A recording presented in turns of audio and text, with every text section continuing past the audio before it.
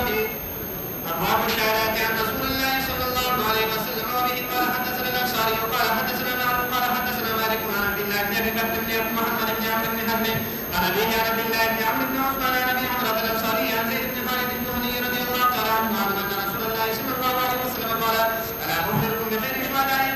الذي يأتي بشهادته قبل أن يرسلها. وقال حدثنا أحمد بن الحسن قال حدثنا عبد الله بن مسلمة عن مالك وقال ابن أبي عمرة هذا حديث حسن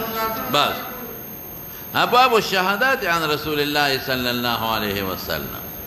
شهادات جمع شهادتون دا. شهادت سے طویل کی فلغت کی تلفظ پا اشهادو سر لغتاً التلفظ بلفظ اشهادو او پہ اصطلاح کسے طویل کی گئی اخبار عند القاضی فی مجلسه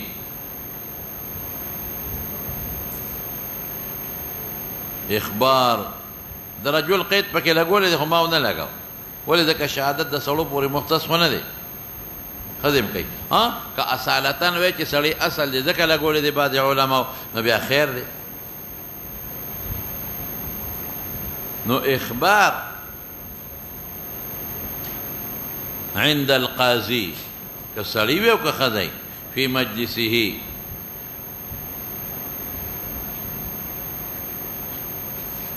على شخص میں وہ گورے خذ پکې داخله د خذ خلاف هم دعوه کیدی شي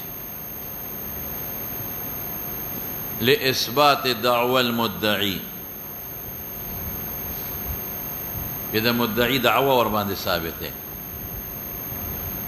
لاثبات دعوى المدعي اوس برا شو مولانا صاحب دلته یو نقطه راته ویم معنا لغوي د اصطلاحي مناسبت واضحه ده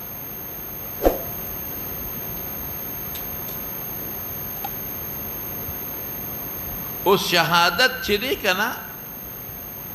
دو قسمه دی یو هغه شهادت دی چې هغې کې دعوه د حقوق وي که حق د خدای وي که حق د بندی هغې کې دعوه د چا وي د حقوق وي که دعوه د حقوق وي چې هغه الزام په چا راولي الزام دعوه د حقوق دی او په چا باندې الزام راولي نو هغې کې بیا لفظ د اشهدو ضروري دی شرط دی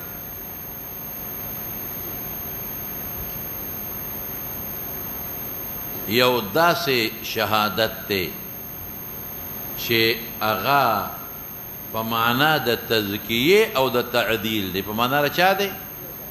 د یو انسان تزکیه کوي چې ښه سړی دی یو انسان تعدیل کوي چې ښه سړی دی هغې کې لفظ د اشهدو مجلس ته قاضي شرط نه دی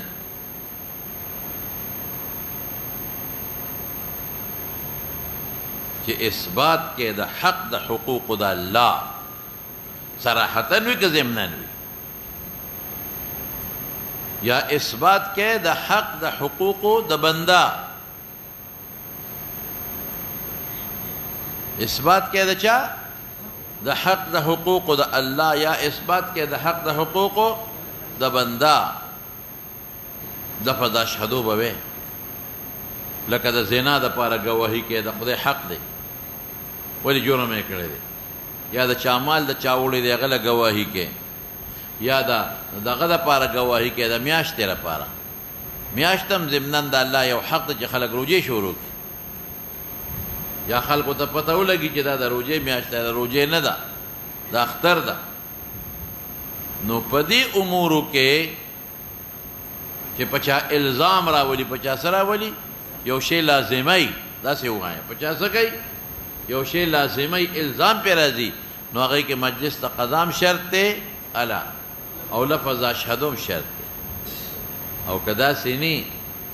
اسره چا تزکیه کې لکه گواهان دی او د قاضي په شک دی چې دا عادلان دی او که نه دي او ته د هغې متعلق چا نه تپوس کې قاضي تپوس کوي نو هغې دپاره لفظ د اشهدو ضرورت نشته چې څومره دومره چې سړی ښه سړی دم کافي ده سړی عادل دی دم ولا کافي ده سړی فاسق نه دی دم ولا کافي ده تاسو هدایه کې نه دی ویلي په فقه په کتابونو کې چې بعضې وخت کې د شهود و تزکیه به کې تعدیل به کې نو هغوی کې نه مجلس د قضا شرط دی وایه نه لفظ د اشهدو شرط دی بعضې خلک زمونږ دی مفتی شفیع صاحب رحمت الله علیه په معرف القرآن کې دی ووټ ته شهادت ویلی دی دا ووټ اچول څه شی دی شهادت نو بعضې خلک دلته پې سوال کوي اوهو شهادت خدا نه دی شهادت ته خو مجلس د قضا شرط ده او شهادت ته خو لفظ د اشهدو شرط دی او حضور د قاضي شرط دی نو دا په منزله د شهادت دی دا څه شی دی شهادت دی خو په هغه شهادت نه دی چې چا حق د چا وهلی دی او ته یې وله جم دی کې نه دا تزکیه او تعدیل دی څه دی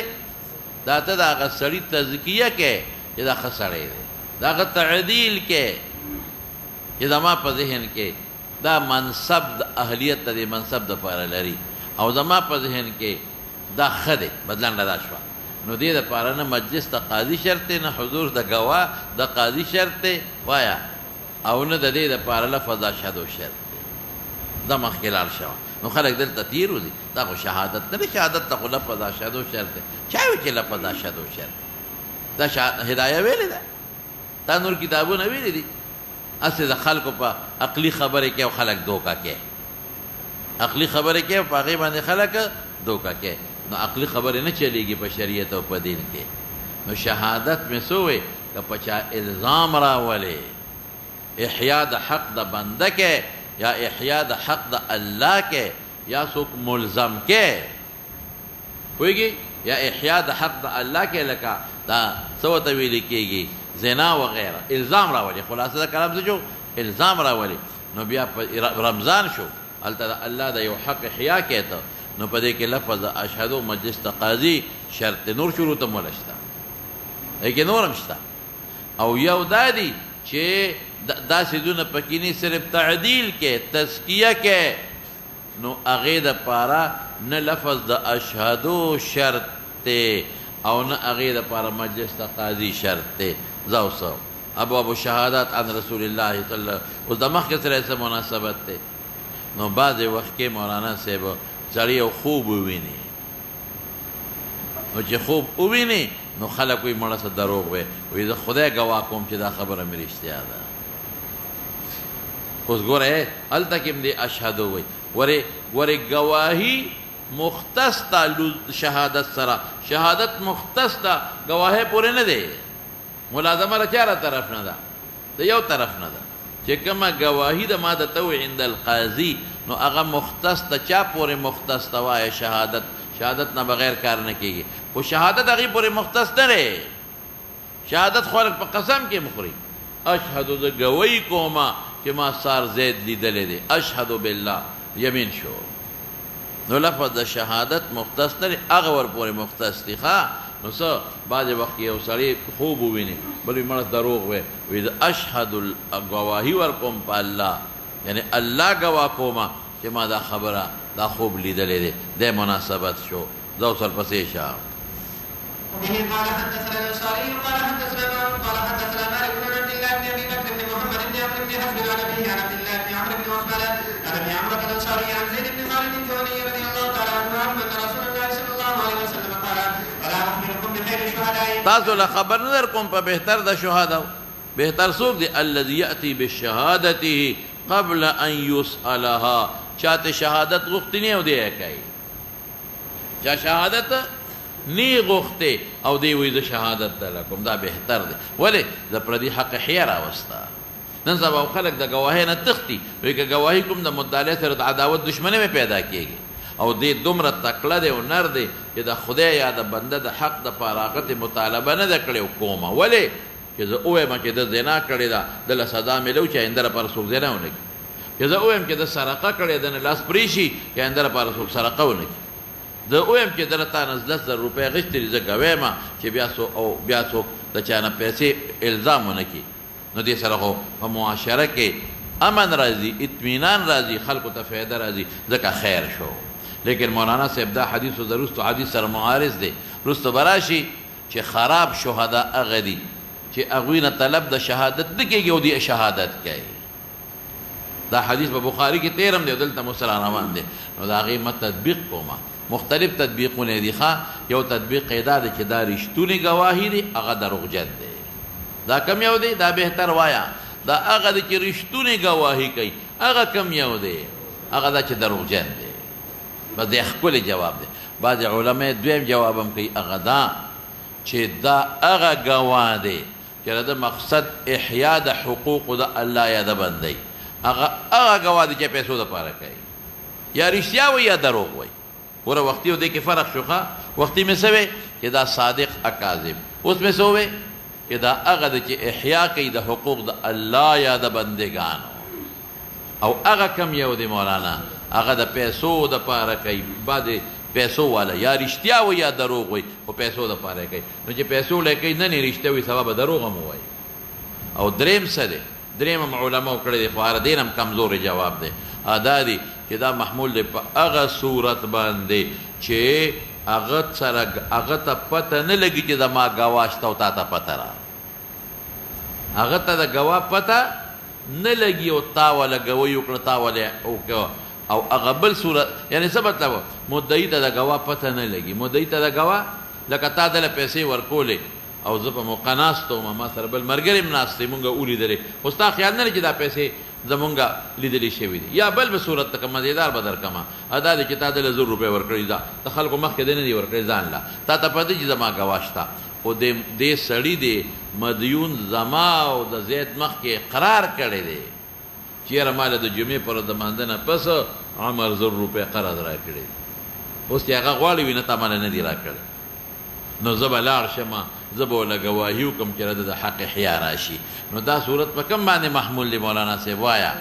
چې ده ته د ګواهانو پته نه وي زه ولې احیا کوم او هغه وروستو چې راځي چې ګواهی به کوي او سرځان به سر به وي او فلان هغه محمول په دې دی چې د سره نور ښه نیکان ګواهان شته او دا تجربه کار ګواهان راځي وي د لګوي کومه دا درې فرقه شو په منځ کې شابه دی وجه د خیریت مې راته ووایي ها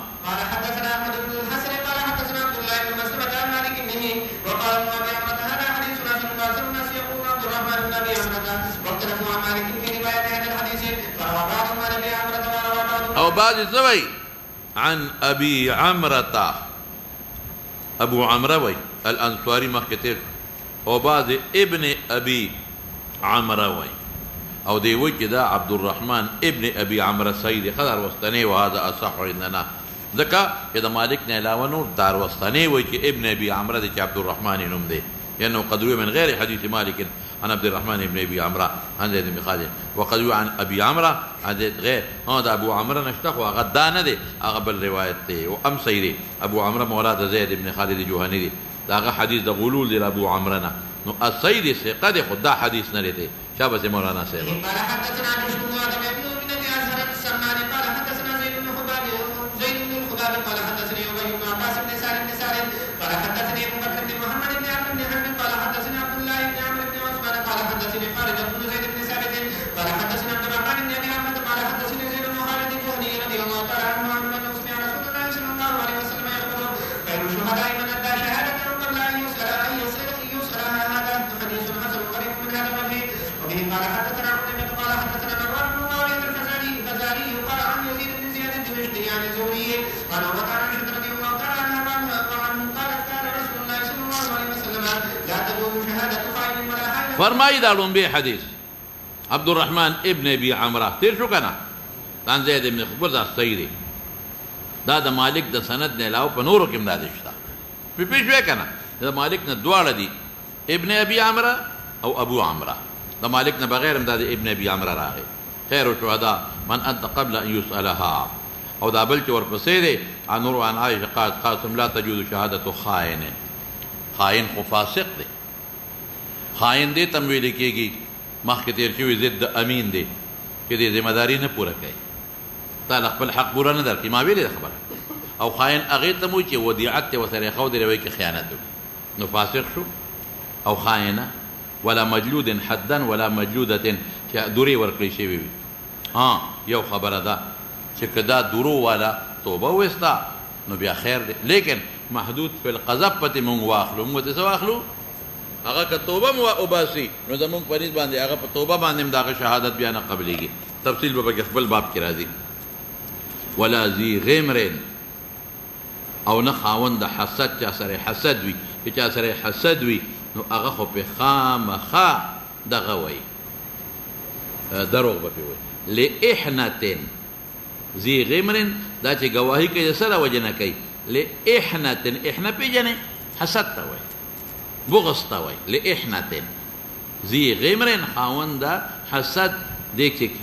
شهادت ته چا دپاره کوي وایه لإحنة د بغض د وجه نه کوي نو بلکل چې چا سره بغض وي چا سره حسد وي نو د هغه شهادت نه قبلېږي دروغ پې وایي او نه مجرب د شهادت مجرب پېژنې که نه چې دا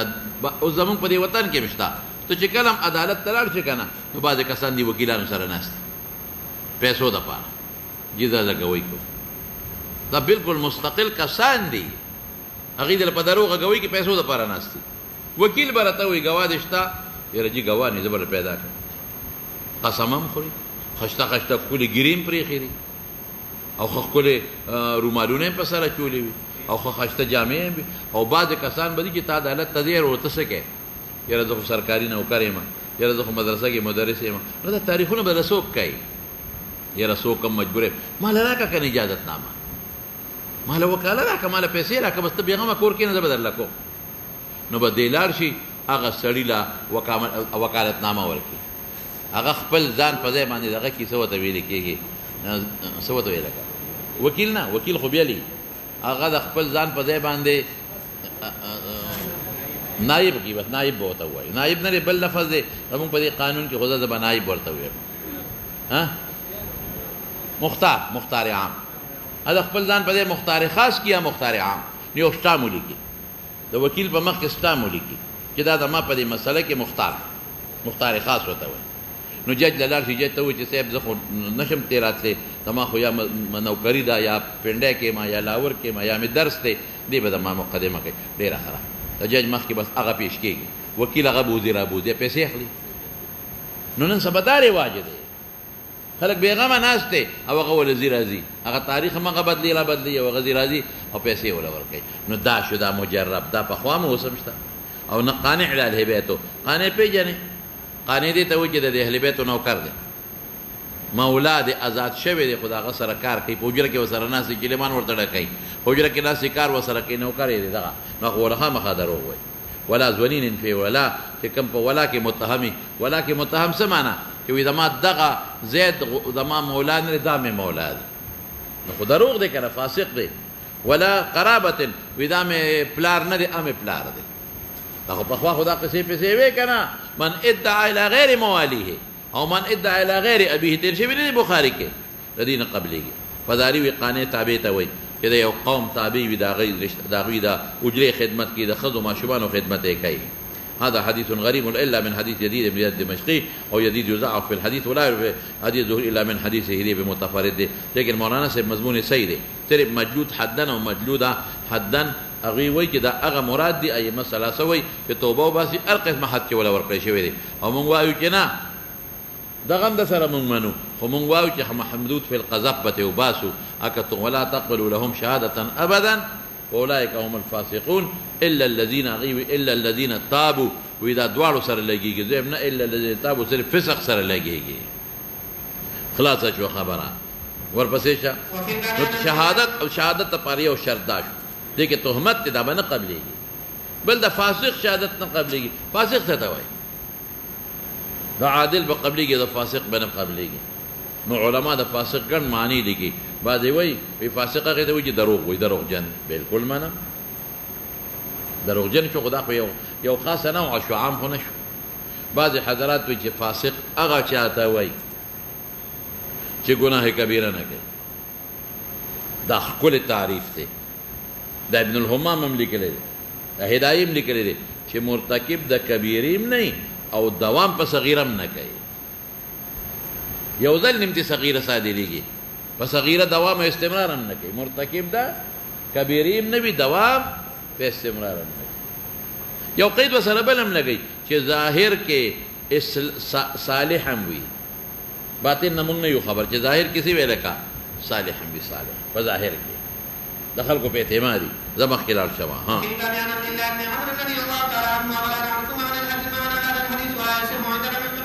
ولادته والعمل عند أهل العلم أن شهادة د اوزنین فی ولادتنا اوزنین وی پدې نه پوي غومره تمانا وکړه ها واختلف أهل العلم في شهادة الوالد للولد والولد للوالد فلم يوجد واختلف شهادت د پلار د زوی او زوی د پلار د پاره فلم یوجد اکثر شهادت الوالد للولد ولا بالکل موږ موجوده نه قبلېږي منافع مشترک دي انت ومالک لابيك نشي کولی ها وقال بعض أهل العلم إذا كان عدلا فشهادة الوالد للولد جائز او بعضې وایي ها وكذلك شهادة الولد للوالد ولم يختلفوا في شهادة او بعضې وایي پوهېږي موږ وایو نه منافع مشترک دي چې دا پلار زوی له ګواهي کوي دا ځان له ګواهي شوه ولې هغه مال کې د چا حصه ده وایه که نه هغې کې خو د دې پلار حصه ده پلار پکې خوړلی شي ولم يختلفوا بشهادة الأخ لأخيه أنها بالکل د ورور سره قبلېږي خو کله چې بیل وي او چې کومه دعوه د یو ورور کړې ده او دا بل ورسره په هغې مال کې شریک دی نو بیا دا د ځان دپاره شپېن وجې شهادت دی چې بیل وي د یو بل نه بالکل قبلېږي منافع مشترک نه دي ها وكذلك شهادة كل قريب لقرابته وقال الشافعي لا تجوز شهادة الرجل على الآخر وإن كان عدلا إذا كان بينهما عداوة بالکل مونږ هم دا وایو ها یو خبره ده که دا چې د کمې خبرې د وجې نه مقدمه ده د دې نه مخکې عداوت وي اوس خو عداوت شته اوس څه دی لکه عداوت شته زه مخکې لاړ شوه وذهب إلى حديث عبد الرحمن الأعرج اوس خو چې پې ګوی کوي خامخا دشمني شوه خامخا ورته وایي لکه ته خو په ما دشمني کې ولې ته ما خلاف ګوی کې د دې نه مخکې ها وذهب إلى حديث عبد الرحمن الأعرج عن النبي صلى الله عليه وسلم او تابعي دي ها يعني صاحب عداوة وكذلك حنه اوس مې راته ووي که نه احنا او حنه دواړه ویلی شي احنا او حنه عداوت ته وایي ها وكذلك معنى هذا الحديث حيث قال لا تجوز شهادة صاحب الأمر يعني صاحب العداوة وبه قال حدثنا حميد بن مسعدة قال حدثنا بشر بن المفضل عن سفيان الجريري عن عبد الرحمن بن أبي بكر عن أبيه رضي الله تعالى عنه أن رسول الله صلى الله عليه وسلم قال ألا أخبركم بأكبر الكبائر قالوا بلى يا رسول الله صلى الله عليه وسلم قال أن يشرك بالله وحقوق الوالدين وشهادة زور وقول زور قال فما زال رسول الله صلى الله عليه وسلم يقول حدیث تیر شوی دی چا به ليته سكت هذا حديث صحيح وبه قال حدثنا أحمد بن کتاب الایمان د بخاری کې تیر دی ها قال حدثنا مروان بن معاوية عن سفيان بن زياد الأسدي عن فاتك بن فضالة عن أيمن بن حريم رضي الله تعالى عنه أن النبي صلى الله عليه وسلم قام خطيبا فقال أيها الناس عدلت شهادة زور إشراكا بالله ثم قرأ رسول الله صلى الله عليه وسلم فاجتنبوا رزقا من الأوثان واجتنبوا قول الزور هذا حديث إنما نعرف من حديث سفيان بن زياد وقد اختلفوا في رواية هذا الحديث عن سفيان او بیا مرسل شو چا به ولا نعرف لأيمن بن حريم رضي الله تعالى عنه ما سمع من النبي صلى الله عليه وسلم وبه قال حدثنا واسل بن عبد الأعلى قال حدثنا محمد بن فضيل عن الأعمش عن علي بن مدرك عن هلال بن يسار عن عباد بن حسين رضي الله تعالى عنه قال سمعت رسول الله صلى الله عليه وسلم يقول خير الناس قرني ثم الذين يلونهم ثم الذين يلونهم ثم الذين يلونهم د صحابه هغه خو بهتر دی قرني اخو مطلقا بهتر دی او ثم الذين يلونهم په اعتبار د اکثر سره هغې کې شک نشته او که د پیغمبر زمانه مطلق اخلي نو هغه هم په اعتبار د اکثر سره ځکه منافقین هم پکې خو خیر هغه مطلقا واخلو شابسې ثم يجيء قوم من بعدهم يتسمرون ويحبون السلام ځان بس سربی او کو سربوالی به خوښي دا کنایه د څه نه ده یا ظاهر دا چې د دنیا ټک ټوک کار به نه کوي او په ځای به ناست او حرام خوراکونه به خوري او یا یتسمنون اشاره څه ته دی حرام مال ګټلو ته یؤتون الشهادة قبل ان يسألوها ما تاسو تطبیق وکړه مخکې سره شابسې هذا حديث غريب من حديث الأعمش عن علي بن مدرك وأصحابه درې تطبیقه مې راته وکړل ها قال حدثنا ابن عمار بن حسين بن قريش قال حدثنا وكيع عن الأعمش عن هلال بن يسار عن عمران بن حسين رضي الله تعالى عنه عن النبي صلى الله عليه وسلم نحوه وهذا أصح من حديث محمد بن فضيل ومعنى هذا الحديث عندما أهل العلم يعطون الشهادة قبل أن يسألوها إنما يعني شهادة زور ګوره ښه دا دروغجن او هغه مخکې چې تېر شو هغه رښتیا دا یو تطبیق ده دا مو ها يقول شهادة أحد من غير أن يستشهد وبيان هذا في حديث عمر بن الخطاب رضي الله تعالى عنه عن النبي صلى الله عليه وسلم قال خير الناس قبلي ثم الذين يلونهم ثم الذين يلونهم ثم يفشو الكذب دروغ بخواري چې دومره ډېر يشهد الرجل ولا يستشهد ويحلف الرجل ولا يستحلف یا د دې ده که نه يريدين دروغجن مراد او غبل چې معنا د حدیث چې خیر الشهداء لیاتي به قبل ان يسألها هغه رښتونه دي شابه وعلى حديث النبي صلى الله عليه وسلم قال خير الشهداء الذي يأتي بشهادة قبل أن يسألها وإذا استشهد الرجل على شيء يؤدي شهادته ولا يمتنع من شهادته هكذا الحديث عند بعض أهل العلم باندې نه کوي ولې رښتونه دي احیاء د حقوق راولي ها بسم الله الرحمن الرحيم أبواب زهد رسول الله صلى الله دو دوم دو یا ابواب الزهد بس مناسبت د مخکې شهادت سره سره زهد څه ته وایي زهد اصل کې د دنیا نه بې رغبتی ته وایي چې د دنیا نه انسان بې رغبتی زاهد هغه چاته وایي چې متوجه خیرت دی ولې دنیا نه بې رغبته دی خو د دنیا نه بې رغبته دا نه چې ګنې دنیا جون به نه تېرې نه جون به تېروي ښځه به کوي بچي به راوړي ښځې له به ګټه کوي څه مطلب چې دنیا به مقصود اولی نه وي مقصود اولی به خیرت وي د دنیا مال ښځه بچي دا به صرف ذریعه ګرځي د دنیا د ژوند د تېرېدلو او د دنیا ژوند به مقصد د آخرت د حصول دپاره نو څه مې وایي زهد څه چې شو زهد دا نه دی چې مال به نه ګټې اوس بخپله حدیث کې بخپله راځي وایي زاهد دې ته نه وایي چې مال به نه ګټي زاهد دې ته وایي چې د سره مال شته خو اعتماد یې په دې مال نشته اعتماد یې په چا دی په الله دی نو زاهد دې ته وایي چې د دنیا دا متاع مقصود اولی نه ګرځي اللهم لا تجعل الدنیا اکبر همنا مقصود اصلی اخرت دی بس دقه شو زاهد او هغه دنیا چې مقصود اولی ګرځي او اخرت مقصود اولی نه ګرځي خو مضمومه ده او که چېرته مقصود اولی د اخرت او دنیا صرف یو سبب دی لکه موټرسایکل چې د راوستو خپل سبب دی ستا یا سایکل ستا د راوستو سبب د مقصود اولی خو نه دی ټولو موټرسایکل ته ناست یو بس هغه پاکې او سپاکې او هېڅ هم نه کوې او کتاب هم نه ګورې ټولو موټرسایکل سپاکې کور او بار او کتاب نه ګورې نو ته خو بېوقوف یې که اصل مقصد خو دا کتاب دی موټرسایکل خو سبب دی منحو سبب استعمال کا نو چې اصل سبب اخرت وي نو دنیا مضمومه نه ده چې حلالي او حراماني هېڅ خبره نشته دی او دویم دا چې هغه د دنیا کم مذمتونه راغلي دي هغه دنیا مذمتونه دي چې هغه د اخرت نه غفلت پیدا کړي رجال لا تلهیهم تجارة ولا ذکر عن بيع ولا تجارة ولا بيع عن ذکر الله دا مخکې لاړ شوه او مناسبت د مخکې سره څه دی مخکې دغه دی که زهد پیدا کا نو بیا پردي حقوق به نه خورې او چې چا کې زهدي هغه دروغ شهادت نه کوي هغه پیسو دپاره شهادتونه نه کوي بس دی مناسبت دی ښه به په دې کې به امام ترمذي هغه روایت راوړي چې بس ستا توجه آخرت ته پیدا کوي دنیا ته توجه نه پیدا کوي آخرت ته ښه به دی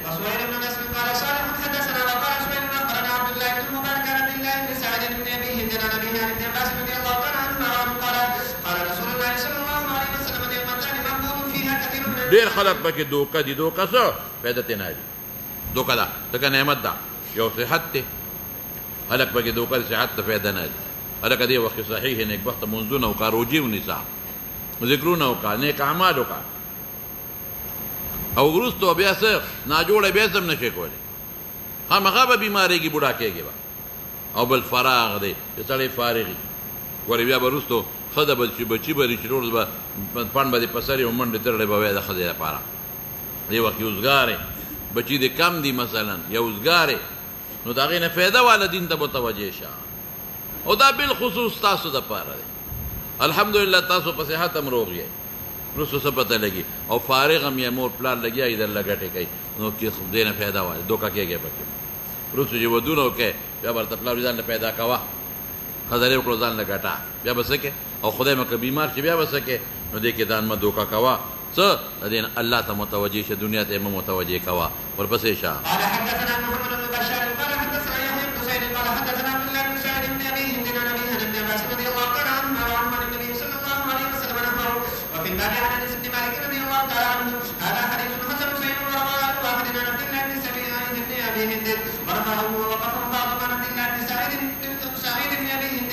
وبه قال حدثنا بشر بن هلال الصقاف قال حدثنا جعفر بن سليمان عن ابي طالب عن الحسن بن ابي هريره رضي الله تعالى عنه قال قال رسول الله صلى الله عليه وسلم من يقول عني هؤلاء الكلمات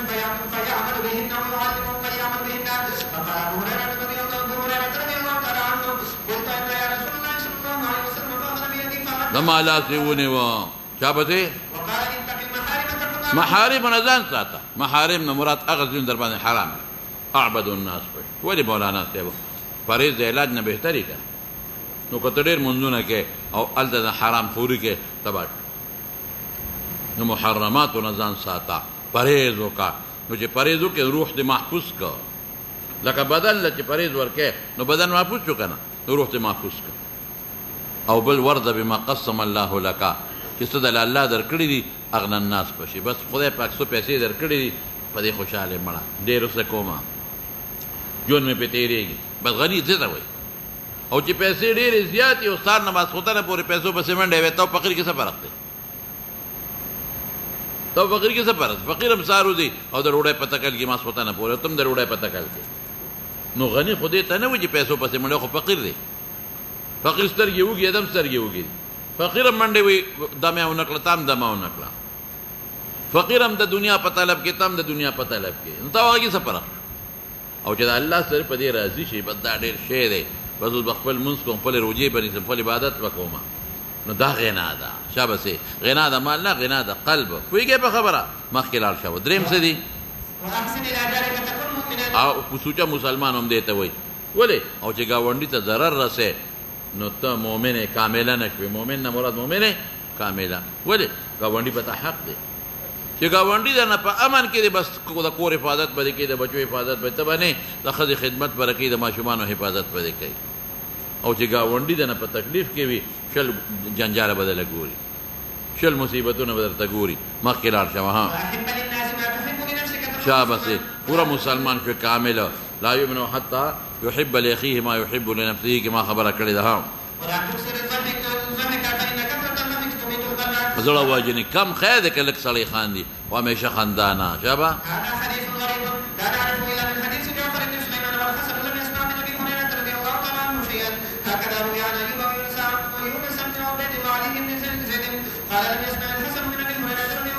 او نو روایت منقطع شو شابه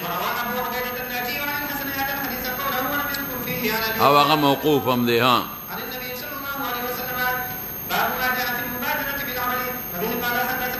حسن بصري دي ها شابه ها عن مخرج بن هارون عن عبد الرحمن الأعرج عن أبي هريرة رضي الله تعالى عنه أن رسول الله صلى الله عليه وسلم قال بادروا بالأعمال سبعا هل تنظرون إلا إلى فقر او چې دا هو راشي بیا عمل نشي کولی ها أو من المطعم أو مرض المسلم أو نه انتظار کوي فقر ته اوس خو د مال شته سبا به د ښځه بچي شي هغې له منډه بیا فقیر به شي منتن بیا به یېروونکي د خدای شي نغبته اوس وکړه ولې وروسته فقر در باندې رانشي الله به دې یېري بیا به ټول ورځ منډې تړلې وي ډوډۍ پسې یا غنان یا به وروسته مالدار شي خو کومه مالداري متقن چې په طغیان کې به مبتلا کړي نو به زکات ورکوي نو پردي حقونه ورکوي ټول به ډوډۍ پسې منډې وي مال پسې به منډې وي بیا به څه کوي یا مرض مفسد بیماری به راشي مفسد به دي کې وجود به دې پاس کټ کې به بیا عمل نشي کولی یا بوډاوالی مفرد ختمونکي یا موت مجهد ډس چې مړ به شي یا دجال دا خو شر غایب دی بیا عمل ينتظر او الساعة یا قیامت و ساعت ادها لوی داهیه ده داهیه هیبتناک شی امر تریخ شی دی تریخ څه د خولې تریخ نه د روح تریخه څه مطلب تریخ شی انسان بربادوي قیامت چې راغی قیامت سره مرګ راشي د مرګ نه تریخ شی بل شته دی عذابونه شروع شو مصیبتونه شروع شو نو دا ګوره کتاب الزهد کې هغه روایت راوړي چې ستا دنیا ته توجه ختموي کوم طرف ته توجه پیدا کوي الله طرف ته شابه هذا حديث غريب حسن لا نعرفه من حديث الأعرج عن أبي هريرة رضي الله تعالى عنه إلا من حديث مخرج بن هارون وروى معمر هذا الحديث عمن سمع سعيد المقبري عن أبي هريرة رضي الله تعالى عنه عن النبي صلى الله عليه وسلم وهذا دا بعض خانان مالداران موږ سره غوړ قسمه خلک میلاویږي چې میلاو چې فخر کوي څه کوي اته هو ډېره موده شوه ما ودرېدې یاره چې لاهور کې کاروبار دی هلته کې پنډی کې دی اسلام آباد کې دی څه وکړم بس کاروبار ډېر زیات شوی دی او هلته دی بچي دي تا بچي کوم دی رجا هغه خو فیصله په اسلام آباد کې داخل دي بل بچي لاهور کې دی بل اسلام آباد کې بل بچي څه کوي لندن کې دی انګلینډ کې دی بس هغوی دپاره غمونه دي او دا دي او منډې تړلې دی فخر کوي او ما له ورو خندا راځي ما له څه راځي دویم ته هغه خرې چې د سهار نه تر ماښامه پورې بار د پاسه یو ټک ټک کوي او مازدیګر ماښام یې راولي کور ته او چې راولي او بار ته کوز کړي نو ګیام نه ورکوي نو کو بار اوزي منډه کړي نو اورغړي او سوټیزونه واچوي بیا دموي اورغړي او سوټیزونه واچوي بیا د اقه شی ته پې تا او خر کې څه فرق شو یعنې د مالدارۍ مقصد خدا دی چې ته لږ په ارام ژوند تېر کړې تا خو په ارام تېر نه کړو ته خو ارام نه لري که نه لس موبایل دي هلو هلو ښځو تا سره خبرې کوم صبر وکړه تا سره څه فایده څه فایده رسه شوه د ښځې نه ټول عمر بارې د ښځې نه ټول عمر بارې بې غیرته تختې دله نو سپې یو بچی الته سپې تا بچی په انګلند کې تاله څه فایده ده په انګلند کې خو بلا ډاکټران دي بل انجینران دي ها نو استاد هم دې پکې یو شي تاله څه فایده ده تاله خو هغه بچی فایده ده چې ته مړ شې او ځان کدنې سورې یاسین درته وو نو خو په لندن کې راست تاله خو هغه بچی فایده ده چې تاله ماسخوتن په خپل زور وکړي نو خو لندن کې راست ښځې سره ناست تاله خو هغه بچی فایده ده چې ته ناجوړ شې هسپتال ته دې بوځي نو خو لندن کې ناست تاله خو هغه بچی فایده ده چې جنازه در باندې وکړي هغه فایده ده چې قبر ته دې کوز کړي هغه فایده ده چې د مرګ نه پس خیرات در پسې وکړي نه خو لندن کې راست پې تا په څه ته خو پردي ډېر شی هلته راست ته بس په دې خوشې ما بچی په لندن کې دی نو دا بل ټول به ستا بچي دي چې را په لندن کې دي ستا بچي او دې کې څه فرق دی خلک په مقل دی ناپوهه دی نو ما په اجره کې 15 موټرې ولاړې څه پې 15 ولاړې څه پې کې یعنې حیران بشي دی خلکو ته افسار نه اوځي تر ماسخوتنه پورې د دنیا په سوچ کې د دنیا په منډو کې ډز فلان کې مړ شو او سبا 11 بجې جنازه ده خبره خلاصه شي مال ټول په بینک کې پاتې شو کارخانې ټولې پردو خلکو ته پاتې شوې جایداد پردو ته پاتې شو څه پې ټول خلک په دې غم اخته دی او فخر پې کوي هلته بنګله هلته بنګله هلته بنګله هلته څه پې یو کې اوسېږي دا ټیک ډېره ده که نه ډوډۍ خدای درکوي بس ضروریات پوره دي ټیک پرې ځه نور څه کې بینک جوړه یو کارخانه لګیا دی بله کارخانه لګیا او د مالدارانو سره خپل تعلقات بس په دې خوشحاله زه یم چې مالدارو سره تعلقات او کارخانهدار تعلقات هغې نه ښه دی جومات په خدای سره تعلق جوړ دا پکارېږي ټول په دې غم اخته دي پیسه ګټه او ناګهانه ډاس چې مړ شي ساتي وځي والله کې بیا بچي مې یادوي ځکه د خپل پلار نه دې یاد کړ آخرت بالکل هېر دی د خلکو بس په کوم مولانا صاحب وصلی الله تعالی علی سیدنا مولانا محمد و آله و صحبه اجمعین زمونږ یو دوست دی په دې بټګرام کې پرون مړ شوی دی او دعا ورته وکړئ چې الله مغفرت نصیب کړي الله آخرت خوشحالۍ نصیب کړي